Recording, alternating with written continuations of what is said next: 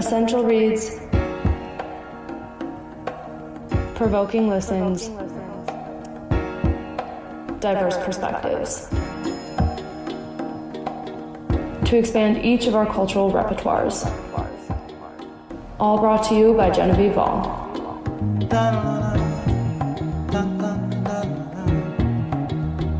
This is The Come Up, the first full-length episode in my pursuit to hold myself accountable in staying relevant, in staying educated, in staying in touch to put people on to the diverse culture and media evolving around us.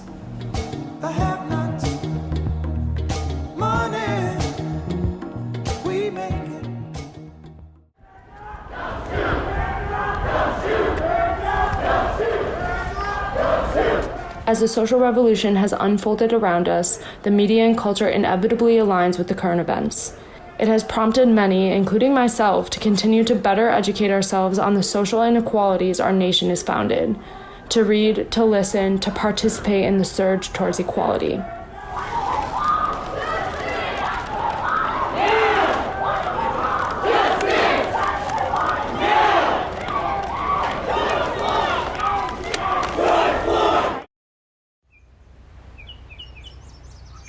During quarantine, I read the book In Defense of Food, An Eater's Manifesto by Michael Pollan. As a passionate health nut myself, I thought this book would be perfect in continuing my pursuit to reject corporate grocery stores, enhance my local and fresh eating, while giving me some more guided tips on how to even better pursue conscious consumerism. Quote, eat food, not too much, mostly plants. Honestly, that was exactly the type of concise, digestible piece of advice I was looking for out of this book. Yes, tell me exactly what I should and should not be eating. Yes, I want to read a manifesto to better my own habits and tendencies in eating. Yet, when I got into the read, the direction was different than my expectation. He spends the entirety of the book talking about how the industrialized food system we have going on here in the US and the resulting Western diet are literally the demise of the health for the American people. He talks about how we need to make sure we refuse the processed, refined foods the groceries are marketing to us, to eat better, more sustainable food that is not mass-produced and doesn't have all the added preservative and chemicals. But what he does not acknowledge to a proportional scale in all of this food system discussion is how this exact industrialization of our food system, the steps away from fresh whole foods into a more expedient system of profiteering, has disproportionately affected low-income, often communities of color. He spends the entire book making an incomplete argument. I do not believe you can have a conversation about the food system without talking about the inequalities it reigns on those forcibly victim to it. There is one single line in the entire book on page 184. Quote, there's no escaping the fact that better food, whether measured by taste or nutritional quality, which often correspond, costs more, usually because it has been grown with more care and less intensively. Not everyone can afford to eat high-quality food in America, and that is shameful. However, those who can, should. Doing so, ... blah, blah, blah, he goes on and on. But for that point, quote, not everyone can afford to eat high-quality food in America, and that is shameful. That's all he's got on that. Yes, everyone should eat from the farm. Everyone should try to grow some of their own food, sure. But what about those people who do not live in areas where that is an accessible expectation? What about those people who do not have access to fresh food because of the economic or geographical barriers? Most often, low-income communities of color are forced into areas called food deserts, areas with limited access to either grocery stores themselves or the means to get to those grocery stores with fresh foods, leaving them left with processed, refined foods as their only option. Not to mention how much more expensive fresh foods are in comparison to processed foods, adding another barrier to accessibility.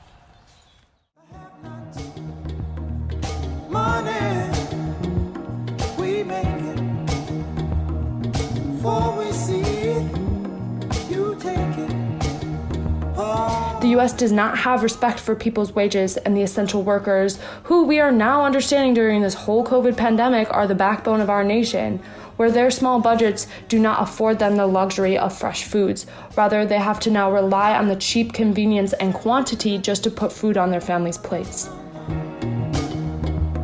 Inflation, no chance to increase finance. Bills pile up. This all consequently results in this poor health trend that Pollan mentions. When people rely on the processed refined foods our industrialized food system is selling to us, our health is compromised for a slew of reasons he goes much further into than the sociological effects it has on communities.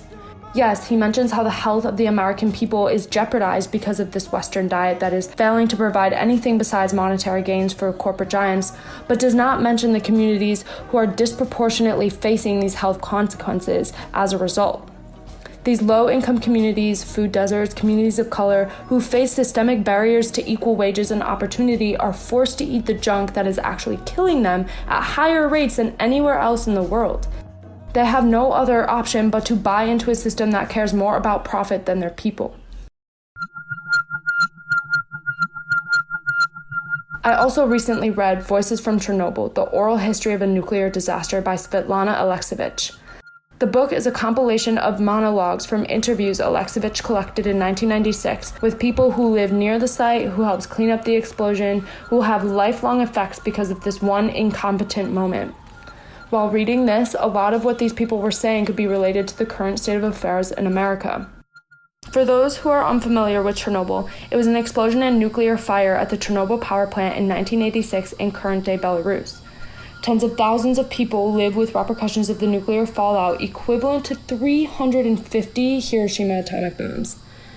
The Soviet government actively attested to the capacity of the disaster. They repeatedly denied to the world anything really serious happened, all while machines to clear the debris were breaking down and people's skin was melting in the hospitals because of the radiation spewing for 10 days straight after the initial explosion. Between 1,600,000 and 9 million people have died because of the nuclear effects from Chernobyl. In the regions most affected by the explosion, mortality rates exceed birth rates by 20%. If you haven't seen it, I highly recommend the Chernobyl docuseries on HBO. It feels like something that the creators made up, a fictional plot with extreme entertainment value. But it actually happened. This book will attest to the accuracy of the series as well, giving gruesome details of this catastrophe still lingering today. One of the interviews was with the director of the Institute for Nuclear Energy at the Belarusian Academy of Sciences.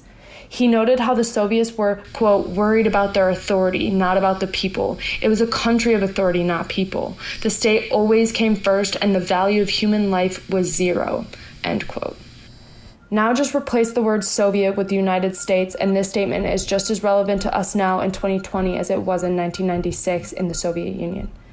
Corporate giants and the government care most about the power they can garner, always putting themselves before the health and well-being of the people. Even though their people are dying at disproportionate rates than anywhere else, they have the money, so that is all that really matters. Yeah. It's all about the Benjamins, baby. Yeah. It's all about the Benjamins, baby. Right? Just kidding, obviously not, LOL. So now we can throw COVID into this whole conversation. As Pollan argues, the American health has blundered because of this Western diet. So with this compromised health right out of the gate, these communities of color and low-income food desert communities are already at risk of disease, much less when there's a lethal pandemic ravaging the globe. In a COVID e-newsletter from my Madison representative, Democrat Chris Taylor, she gives stats of this glaring problem. Quote, another reminder of the racial inequalities that plague our state and nation are the disparities communities of color are experiencing when it comes to the infection and death rate of COVID-19 patients. Black people make up only 6% of our state's population, yet represent 19% of the total COVID cases and 25% of the state's deaths. These disparities show that racism is a public health crisis. Just another tick to add to the endless list of systemic obstacles communities of color face every day. Of course, the people who do not have access to good, clean, fair food that Pollan adamantly preaches about are going to have poorer health than those who do, where they are then subject to even more obstacles to a healthy, equal life. Quote, what power, this limitless power that one person could have over another. This isn't a trick or lie anymore. It's just a war against the innocent, end quote. Alexievich caught that quote from the same director of the Belarusian Institute from earlier. Representative Taylor goes on to further explain the public health crisis in a less obvious, yet just as lethal of a health crisis. Quote, though police use excessive force against many different types of individuals, communities of color bear the harshest consequences because of the historical over-policing of these communities and the harsher techniques utilized against people of color. Throughout our country's history, law enforcement has often been the tool the state has used to enforce racial discrimination. The murder of George Floyd shows us that Black, brown, and indigenous people across the U.S. are still subjected to disproportionate acts of police violence. End quote. We are still working against the same oppression people were facing decades ago, but we cannot seem to get our act together.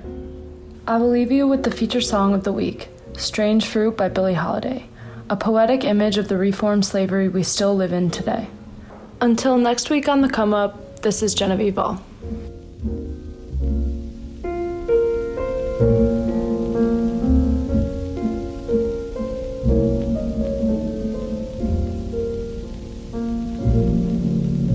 Southern trees bear a strange fruit, blood on the leaves and blood at the root, black bodies swinging in the southern breeze, strange fruit hanging from the poplar tree.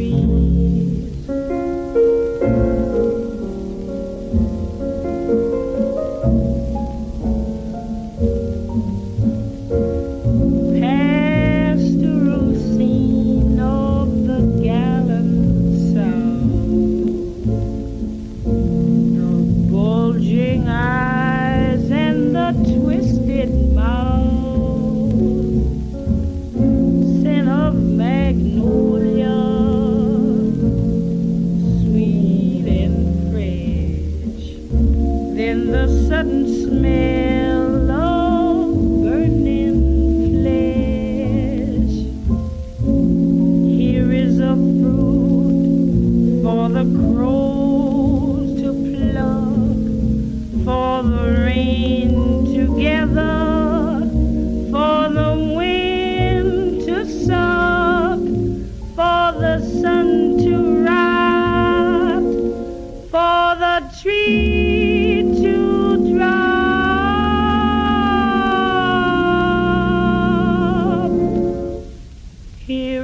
strange and bitter